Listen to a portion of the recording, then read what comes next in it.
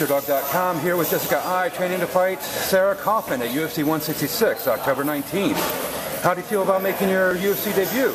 I'm extremely excited about my UFC debut. I feel like it's something that I've been waiting for such a long time. You know, I remember whenever I said I wanted to be the first female in the UFC, and you know, at that time there was no females, and now look, they're signing females left and right. Yep. Well, what do you think about fighting Sarah Kaufman? Sarah Kaufman, I mean, it's crazy because I used to be such a big fan of her. Not that I'm not a fan of her now, but I remember loving so much of her style. You know, I loved how she was a striker because it was similar to something that I was, and I felt like we had similar qualities in that way. And I like to relate myself to people enough to see how, you know, how our styles would match up, and I always felt like we would match up good, but I never anticipated it, so I'm excited about it. I feel like, you know, she'll get to fight someone that she's never fought before that is like, you know, just equally as good as a striker as she is. And, you know, I get to come up and feel like maybe fight at the true weight that I'm supposed to have been at all these years. It does seem like of the women signed to fight in the UFC right now that her style is perfectly matched towards yours or vice versa. This is a really exciting fight, but what are your thoughts as far as her being your first opponent in the UFC in relation to the rest of the UFC fighters? Really, I don't put an emphasis on her being my first opponent and who it would be. I mean, the name of this game is fight everyone, you know, and you want to fight anyone you can in that weight class so that you can build yourself up to the top. So, you know, really I don't put a whole lot of emphasis on the particular opponent. I mean, if they decided that they wanted me against, you know, Ronda or Misha for my first debut, I mean, it's what I have to do. If I have to prove myself in those ways, I will. Well, after your victory over Karina Dam in NAAFS, you said you wanted to be the best in the world at 125. The UFC only holds 135-pound division for the women.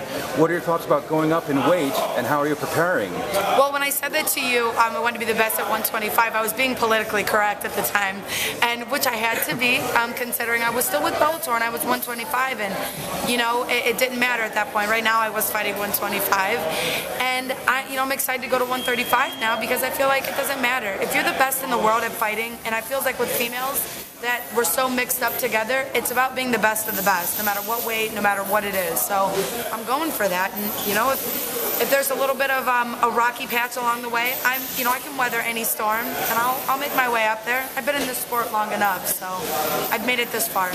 Haven't you fought, is it twice before 135? I've actually fought a lot of fights. My third amateur fight was a catchweight. I had a couple boxing matches at catchweight. So really, you know, like I think people put a lot of like, oh man, she's coming up to 35. I fought in multiple fights at 130, 131. Two of my Bellator fights, which two of my three were at 131. So I don't think most people realize that. Anita Rodriguez as well as Casey Nolan both did not make weight. I had to come up and fight them in weight. Karina Dame, there was Ashley Nee, there was, you know, I could keep going on for other females that I fought in at higher weight when I was lower. Well, speaking of the Karina Dam fight, a lot of people are familiar with the Zoila Giselle fight. They've seen that in Bellator, but they may have missed the Karina Dam one. Can you describe that win, your most recent fight? My Karina Dame fight was like basically fighting on a slip and slide. If I could just describe that in one word. I don't feel like it was a true test of some of the progressions that I had made since December because I was dealing with so many outside influences. The rain was really, really messing with me. The cage floor was very slippery, and I felt like I was fighting my own mind, and that's not something I've ever had a problem with, was fighting myself like, oh man, am I going to slip? And that's one of the things that was in my head.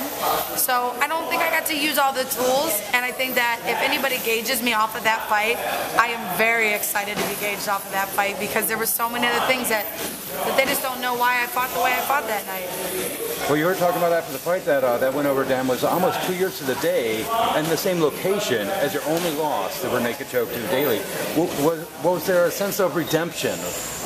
Yeah, there was a sense of redemption because the previous year I had actually fought, and down there was the Rock and Rumble, and this year I fought at Fight Night in the Flats again. And that is so many monumental moments for me. My first fight ever, my pro debut, my first loss. You know, to come back there and win and be able to feel like I'm walking away from the Flats with a success. But I don't know if I could say redemption, but more or less just kind of like made me close that chapter and keep going. What are your thoughts and predictions for this season of The Ultimate Fighter? I I am super excited for The Ultimate Fighter. When I saw the debuting show of it where they had the 2-hour premiere, it was awesome. I'm very, very excited to be able to see the females and be able to see all the awesome things that they're doing. I don't have a prediction on who actually wins it, but I definitely think that whoever does is going to be well deserving because all of those girls are going to work really hard.